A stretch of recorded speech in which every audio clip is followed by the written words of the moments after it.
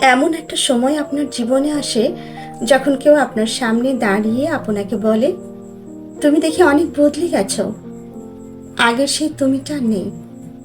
এমন প্রশ্নের জবাবে আপনি হয়তো সেভাবে তাৎক্ষণিক উত্তর দিতে পারবেন না, তবে মনে মনে ভীষণ অনুভব করবেন যে হ্যাঁ, আপনি বদলে গেছেন।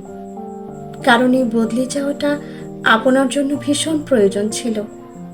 না হলে শহরের ধুলোর মতো ক্ষয়ে যেতেন, নিশ্চিহ্ন হয়ে যেতেন। কেউ চোখ দাঁড়িয়ে হয়তো খুঁজে দেখতো না। অবহেলা ও অযত্নে মানুষ শক্ত হয়ে ওঠে। হ্যাঁ, পাথরের মতোই শক্ত। শরীরের মতো মন শক্ত হয়ে গেলে তার কাছে আর কিছুই পাওয়ার থাকে না।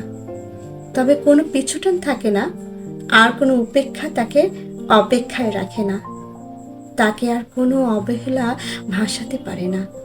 তার দুর্বলতা তখন আর কারো জন্য দ্বিতীয় সুযোগ হয়ে ওঠে না। জীবনে কিছু কিছু সময় ভীষণ করে বদলে যাওয়া জরুরি। আপনার বদলে যাওয়া উপস্থিতি যেমন মানুষকে ভাবায়, বিশ্বাস করুন, কিছু বদলে যাওয়া মানুষের কল্যাণ নিহিত থাকে। জীবনের সুন্দর মুহূর্তগুলো কারো জন্য বিষাদে না ভরুক।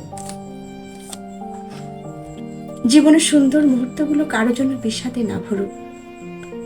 কারো অযত্নের আশায় আপনার অপেক্ষা তৈরি না হোক। মানুষ বুঝুক মানুষের বদলে যাওয়া কতটা ভয়ঙ্কর সুন্দর।